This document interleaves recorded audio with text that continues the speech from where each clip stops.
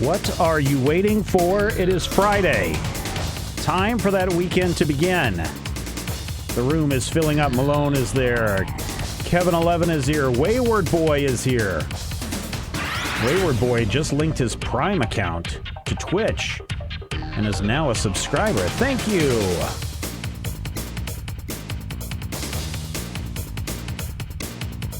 Ace Dior is also in the room. If you're there, shout hi.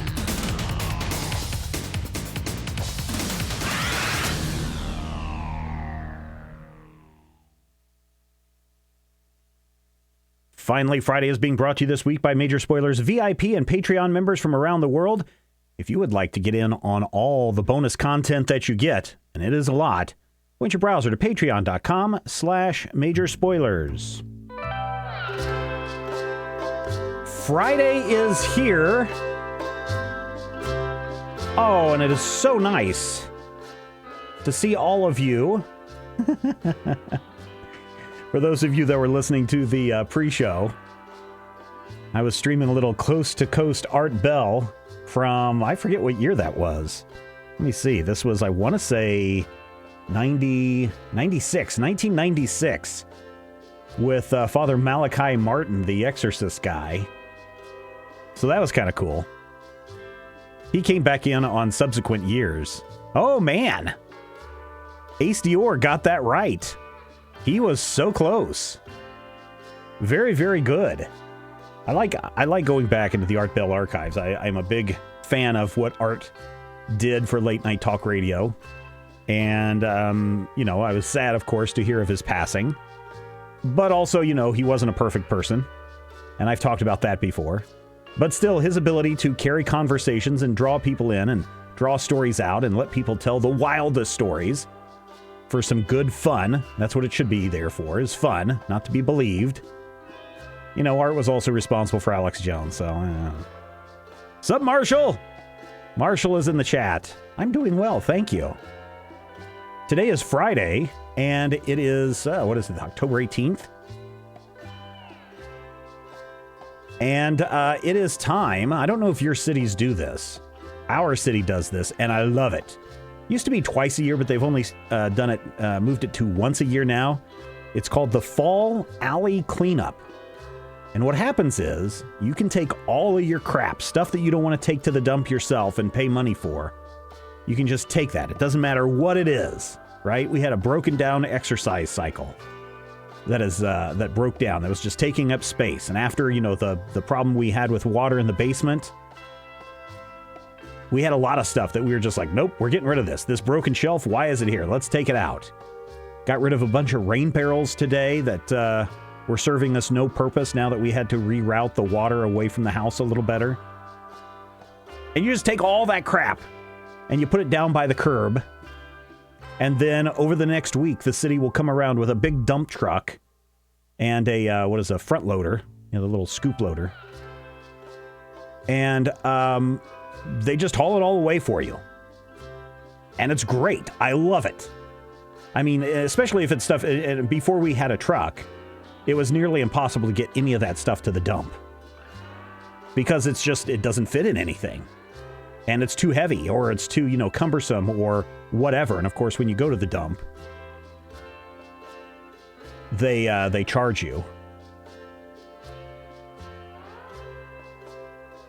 And it's a great way to get rid of a bunch of things. Now, here is the side effect of you throwing out your junk.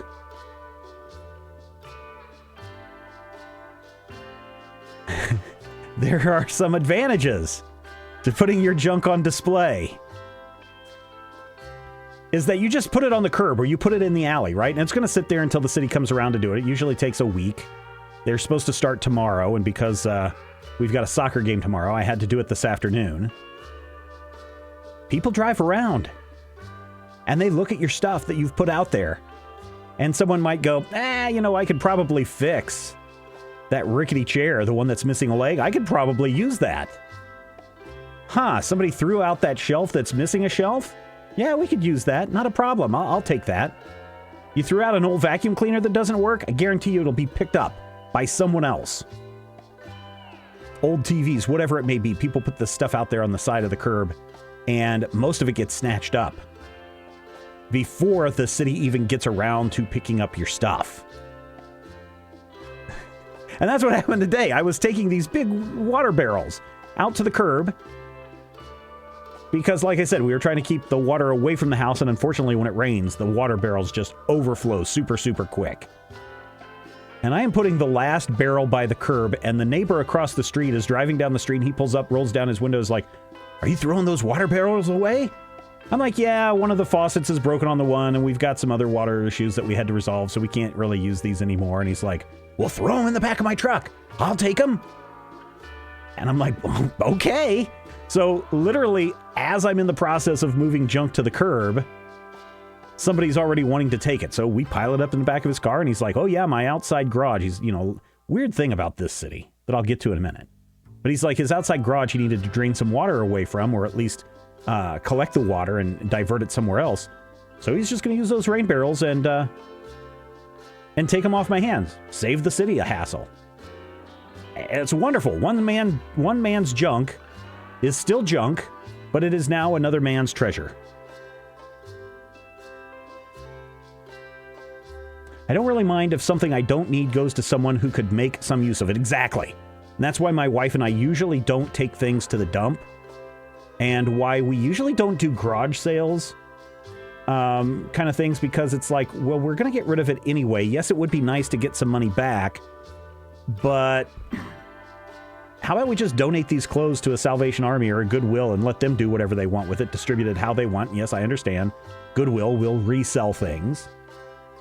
But same way with putting things out on the curb. Currently out on the curb, there is a cooler that I'm going to bet that one, when somebody finally realizes what it is, it will probably be gone before tomorrow, is going to be my guess. It'll be gone before tomorrow. Then there's a bunch of old guttering. That will probably stick around. Somebody has already come by and taken a plastic tub that was missing a lid, and the handle is broken, but, somebody's already taken it. That's great. I wonder if I can pull up the security camera. I don't think the security camera outside can see all the junk. No, you can't see the junk, unfortunately. But my bet is the only thing, come Monday morning when they actually start with the trucks around town, the only thing that's going to be left are a rotted out window well cover and that guttering. Everything else will be taken and will be gone. And I'm okay with that. Get rid of it. I don't need it. I don't want it.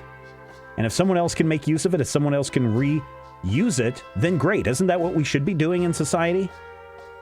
Shouldn't we not just be taking stuff and dumping it in a landfill? Shouldn't we be looking at ways that we can repurpose and recycle and reuse? And if I've got a chair that I'm not using and I set it out there, I'm not going to put a $200 price tag on it.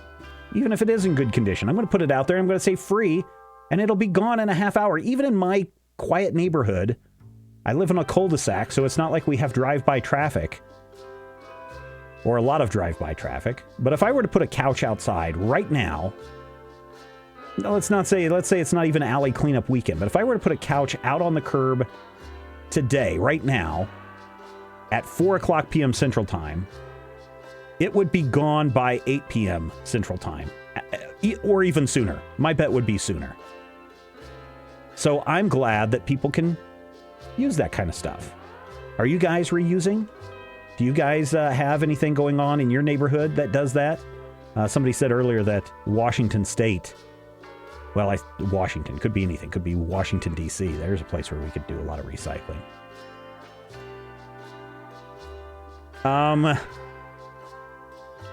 Yeah, somebody else said they don't do this in Washington. Do they do it in your area? It's once a year, twice a year, they do what's called an alley cleanup, where you put out stuff that you don't want or need, and the city will come and dispose of it for you. Washington State, says Marshall. Marshall is in the room. Who came in late? Killed came in late. 100011110 is also here. Welcome, welcome. What's going on with you guys this weekend? Oh, I thought there's a... Okay. What was I going to say? Something weird about this city. Oh, yeah, with garages. I don't know what it is in this city. Now, first of all, we don't... My yard is not very big. I could not put in an external garage that leads to the street.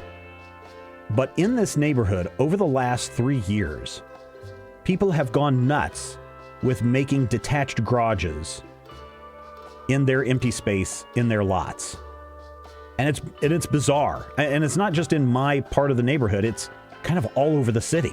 And some people are doing it because, yes, I bought an RV and I want to store an RV in there. A lot of people are doing it for man cave type stuff, workshop type stuff. The guy across the street that took the rain barrels, he wanted to put a wood shop. So he's got a whole outside garage in his backyard where it's just his workshop. Another guy down the block, he does the same thing. Another couple down the street, they built an outside garage, but it also had a second floor with a living space.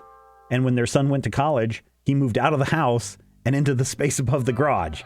And so, I don't know. It's just this weird thing I've been noticing over the last couple of years is that people are going nuts with building that extra space. And I can't help but wonder, maybe you wouldn't need that space if you just got rid of some of that junk. Instead of taking all of my junk, how about you take some of yours and move it out to the street? I totally hoard tube TVs because I fiddle with retro games. I can totally understand that. I have been looking at a lot of retro games. Well, not retro games, but, the classic arcade games. I've been following it. That's the only time I go to Facebook right now, is to go into the Facebook market space and look at the people that are selling stuff. And, let me see if it's still available. Let me see if I can bring this one up. Doopy doopy doopy doo. Where's my saved ones? Saved. Here it is. Oh, is it going to come up? I want to show you guys this. Oh no, it's not there anymore. I bet it is, and I didn't save it correctly. So anyway, I was scrolling through the marketplace the other day, and I came across an old pinball machine from like the 70s, early 80s, pinball machine. It's had some wear and tear in it. But it looked very familiar to me. And I was like, oh yeah, I kind of remember that game. It's like one of those just generic rodeo cowboy pinball kind of things. And I'm like, well, that's kind of neat. And the price is like $500 for this classic pinball machine. And it says it does work. And I look, and it is being sold in Ottawa, Kansas. And I'm looking at that going, you know what? Because I grew up right around there. I would bet that is a pinball machine that I played when I was a kid growing up in that area. Because we used to go and find pinball machines and those kinds of things. And I thought I had saved it. Maybe it's sold. Because this church had it in their basement for the last 10 years, and they're like, we just need to get rid of it. And I was going to offer them a little bit less and maybe go pick it up, but it looks like it's gone now. But I am totally into following the market space for those games. And what I'm looking at right now, I think Ms. Pac-Man is kind of overrated. I would really like to get an original Ms. Pac-Man game. But those things are still so expensive, especially this one where the graphics are... I don't know if you can see that one. The graphic on this one is really something to be desired on that. They want $2,000 for that system. And that's just a little bit too much for me. Here is a vintage Centipede full size. Still works, although it's dusty as heck. $800. Now that I could go for. I'm trying to convince over in Salina, they have a couple of the racing games. A pair of them that you can tie together so you can double race. I'm trying to convince my wife that we should buy both of them. My MAME is a nice 27-inch flat screen. I do not have the patience for retro hardware. And I can understand that because, we were talking, I don't know if this top 5 has gone out yet. It must have because Staple Master, Alex Diakon, did an original piece of art that went out this month to our patrons. That was based on our top 5 retro games. And the cool thing about retro games and needing those tubes is that Duck Hunt only works if you have a CRT. Wayward Boy says, I live in an apartment building and we do that in the foyer sometimes. Somebody puts out stuff there and usually it's gone really quick. Yeah, when I left California, there was so much stuff that I just didn't want to bring with me because I was moving into a much smaller spot here, and I didn't know what I was going to need or what I was going to have or anything like that. So I literally disassembled an entire desk workstation and furniture bits and side tables and all these things, and I just put them down by the trash receptacle that I could see from my apartment window. And I just sat there and watched as other people in the apartment complex came down and said, ooh, I need an end table. I'll take that. Oh, I can take this desk and put it together. 27-inch flat screen. That is pretty nice. The problems with the LCD is ugly scaling and input lag. Is that true? Because I'm thinking the boys have been eyeing the one-up machines at Walmart. And apparently they just came out with the Teenage Mutant Ninja Turtles, the 4-person game, which I'm very interested in. And it's a one-up for $3.99, I think, because it comes with the riser. And the boys have been eyeing that, but if there's some scaling issues on LCDs, I wonder if that's a problem on those one-up machines. Kevin11 says, my grandfather owned a billiards hall. He had a few of the old pinball machines, sold them when the shop was sold. I wish I could have taken one. Yeah. Oh, wait a minute. J. Michael T. You found your custom arcade cabinet because somebody set it out by the side of the road? I have a cocktail MAME system. It's not really that I didn't make it. It's one of those that you can buy, 60 games in one. My wife bought it I want to say 8-9 years ago for me for a birthday. Back before the build your own retro Piecade type stuff took off. Yeah, light guns need the CRT. Oh, okay. Well, what did you find that... I love that Teenage Mutant Ninja Turtles game. I remember playing it when I was in college. We had a kind of a play area, a recreation area that had both RoboCop and Teenage Mutant Ninja Turtles, and I forget what the other one was. Oh, they had a Turbo Cruising USA, the driving game, and I think they had one or two others. They never really got like Pac-Man or Galaga or anything like that. But on some nights when nothing was going on, I'd filter down there, and the exchange students from Japan would all be down there playing ping pong or whatever, and then a bunch of us would just get on the Teenage Mutant Ninja Turtles and play that one.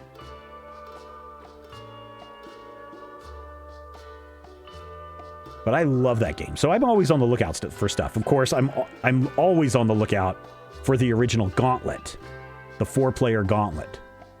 Elf needs food badly. I would love to get one of those, but I've never found one that is the version 1 or version 2 of the system. It's usually version 6 or 7 or whatever a more recent one is. So I've never found one that's working, number one. And number two, I can't find one for less than $5,000. And I'm not going to pay $5,000 for Gauntlet. Because again, one of the one-up machines actually has Gauntlet listed on it. It's got Joust, Gauntlet, and something else. But for some reason, I don't think it is a 4-person Gauntlet system. It's got to only be a 1-person. Mortal Kombat is a new release on the one-up machines. I'm very excited about that one too. The youngest who's into karate, he saw the Mortal Kombat one on a review the other day and he goes, oh, that one looks pretty cool. I'm like, yeah, wait till you see the Teenage Mutant Ninja Turtles and check that one out. Yeah, the 4-player Gauntlet is rare and super cool. Now, most of the Gauntlet games are 4 players. Oh, it has... Okay, wait. You have the Joust one-up machine, but it only has 3 controllers? So you can play a 3-person Gauntlet on that one. Today's payday. And I know that Joust box has been sitting there.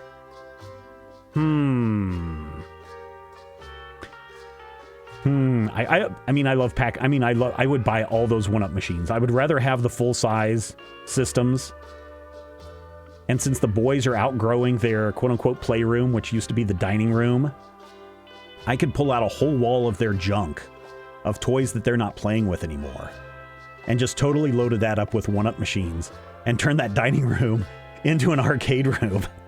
I'm sure my wife would roll her eyes, but I know she would be into those games. In fact, I know the kids would be into it because if you go to like Walmart and Target right now, they have these little miniature games of the arcade games, and I thought that they were going to be kind of stupid, but we were at Target a couple of weeks ago, and they had them on a discount. Like, instead of paying $30 for them, they were like $12.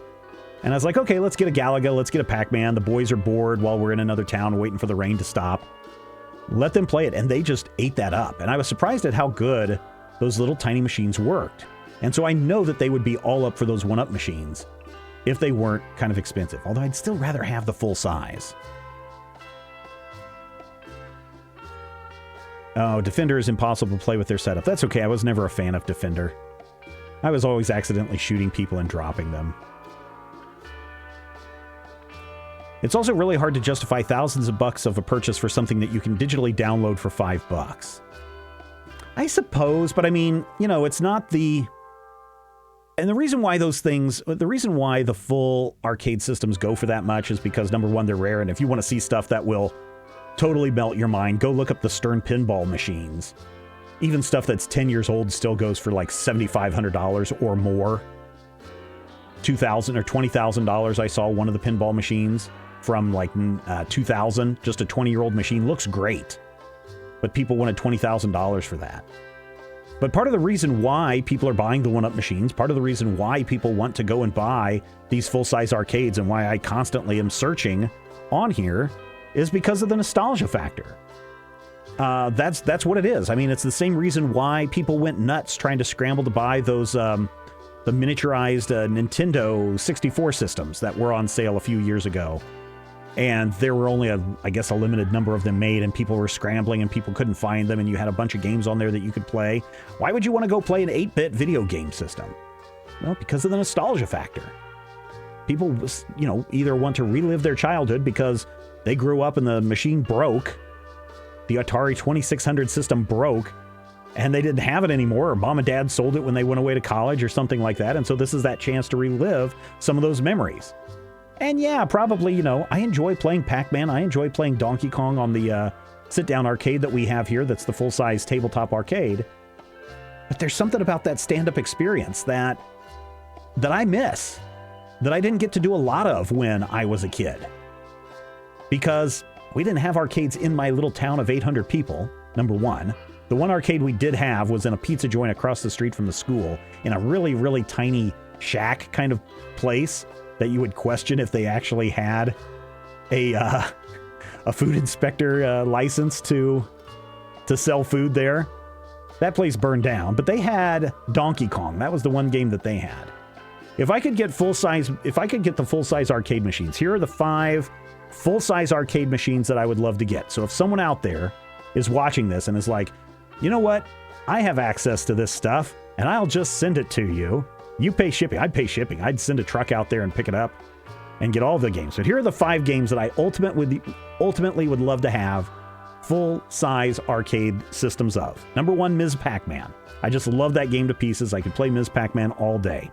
Number 2, R-Type. Oh my gosh. My friend Mike and I used to shovel quarters into R-Type all the time. I would love to have that one. Gauntlet. Gauntlet would be a big one for me, right? I wouldn't mind a Donkey Kong. Donkey Kong would be okay, but not, you know, not super needed. So there's 3. Centipede was a game that I loved. I loved playing Centipede. And I think the 5th one would be Gyrus. That one where you kind of spin around. It's kind of like Galaga, but instead of them coming down at you, they're spiraling out at you. I would totally be down for the full size. If I had those, I'd be super, super happy. I would like to get a full-size pinball machine. If I had those 5 games and a full-size pinball machine, I'd be pretty happy. So if anybody out there wants to donate, wants to send, wants to gift one of those full-size systems my way, that would be awesome. And the cool thing would be is once we finally get this, we're getting it. We're promised. Next week they're cleaning the carpets. Then we're building the weekend after that. Next weekend we're going to build the platform so that we can put the comic books on so that they're off the floor so that they don't get wet if there's any water in that room ever again. And then we'll clean up that area and we can get back to recording Munchkin Land. But if we had those full-size arcade games, that's what you would see in the background for all of the shows that we would shoot going forward. And you can say, oh, there's my Ms. Pac-Man that I donated to Major Spoilers. Something to think about, right? Custom ones I bought after the 1-Up was built. Oh yeah, that's right. You were telling me that you had this guy went out and retrofit your 1-Up machine so that you could play the Picade stuff. I don't know. It's probably not Picade, but I'm guessing it's a Raspberry Pi. And then he also put PlayStation and Xbox controllers on there. That's pretty cool. Malone says, yeah, you have to have a nostalgia and appreciation for those. I'm the same way. And I think that's all it is just that nostalgia factor. Because otherwise, my God, those things are like 300 pounds full size. Those things are energy hogs. They're dangerous. That's why they're in the box that you don't want to ever open up and touch because you'll electrocute yourself. Malone says, my top 5, Space Invaders, Donkey Kong, Street Fighter 2 Champion Edition. I could see that. King of the Monsters. I don't know what Espegluda is. I don't know what that game is. I'm wondering, though, on your Space Invaders one. So in Space Invaders, there's 2 versions of that Space Invaders game. The first one is just black and white, right? Right? Just stupid Space Invaders. I shouldn't say stupid. I enjoyed playing Space Invaders a lot as a kid. But then there was a version that they had taken the plate glass that covers the monitor, and they put like cellophane across it. Like some gels, some colored gels. So as the Space Invaders would start coming down, they would essentially change color. It was pretty wild. Or yeah, you had the green gel down at the bottom, yeah.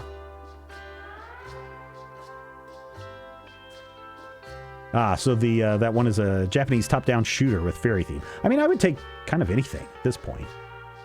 I did see, though, that the problem with the CRTs is we have been really, really spoiled on HD TVs. Because, again, we were at an arcade last weekend. Whoops, sorry. We were at an arcade last weekend looking at, because I knew where these, remember I said those 2 sit-down driving games this guy is selling? I know where they're at. They're at a mall in another town. But they also had a Terminator 2 game. I think it was Terminator 2, one of the stand-up shooting games that, again, only work if you have a CRT. But, man, that CRT was in rough shape, and the graphics just looked horrible. Probably a lot of burn-in on the monitors, etc. And CRTs are becoming almost impossible to get. But I'm also looking at those. I was playing another driving game the other day at our mall. And, you know, it's the quality of that monitor just kind of deteriorates some of the game experience. Black and white with cellophane. That's the one that Malone wants. Yeah. Well, this kind of diverted out into wish fulfillment, fantasy time. Oh, yeah, the Atari 2600 games. Those look so awful. Pitfall Jr. The Pac-Man game on the Atari was just the worst. My friend and I used to play... Oh, I remember playing Superman on the Atari 2600 at a cousin's house one summer. And I just thought it was the stupidest thing in the world because I was like, what the heck am I looking at? But man, I would love to get some full-size arcade systems. I'd even come and pick them up if you're wanting to get rid of yours. If they work and you want to get rid of them, I can provide a new home, a happy home, for all of your video arcade systems, free of charge. But I think that's where we're going to wrap things up this week. Thank you so much for being a part of Finally Friday. Yes, one man's junky arcade system is another man's treasure. Oh man, Atari Superboy is the worst. Superman, I'm sorry. Just the worst. If you thought the first Mario Brothers arcade system was bad, you should see Atari Superman. I can't imagine what Atari ET would have been like. But we're going to wrap it up right there, ladies and gentlemen. Thank you again so much. Look at all the ways that you can contact us right up here at the top, right? You can Facebook it, Twitch it, YouTube it, tweet it, visit our website, and of course, you can become a patron at patreon.com/majorspoilers. A little bit there every month goes a long, long way for us. And if we could even get 50 of you to sign up at the $5 level, we'd get past our next couple of goals. I could hire someone to come in and help with a lot of these shows. We could bring even more of our shows to Twitch. We could bring the Major Spoilers Podcast, Top 5, and a whole bunch more to Twitch, live streaming to you throughout the week. I think it'd be really cool, don't you? But we need to get past those goals, and we haven't been able to get over a major hurdle now in almost 9 months. Let's see if we can do it. Patreon.com/majorspoilers. And as Kevin11 has pointed out there in the chat, don't forget if you're an Amazon Prime member, you get a free Twitch subscription. Click that purple button at the top right of the window, and you can subscribe to Major Spoilers at no additional cost to you. And Jeff Bezos has to give us his money. Ha ha ha, Jeff Bezos. All right, everybody, take care. We will see you back next week. And also next weekend, next Saturday, we will have the VIP live stream for all of our VIP Gold members. And also next Saturday, we'll bring back the return of the game streams, because now I have free weekend time again. And guess what just came out today? Jackbox Party Pack 6. So we may be doing another group thing next week. Watch the skies for information on that. Take care, be nice to one another, drink water, stay hydrated, play video games, read comics, and we'll talk again real soon.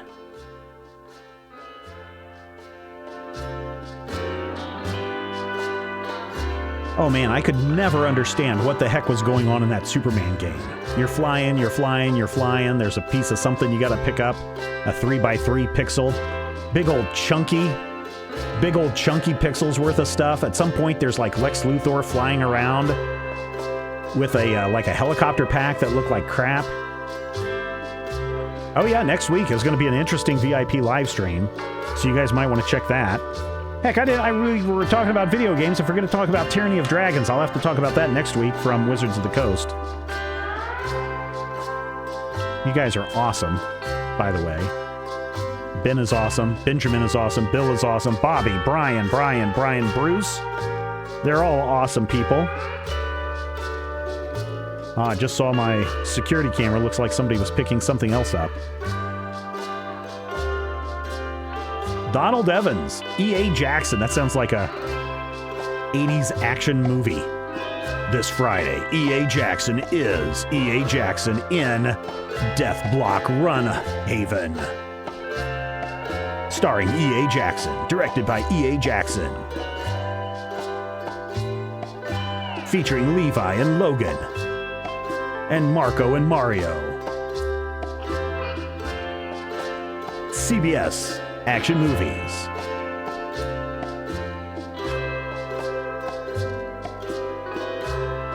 Oh, is 10001110 is... Are you the Sock Drawer Pangolin? I always forget who is. Wish you guys would use your real names. That's alright, though. I understand the need for anonymity.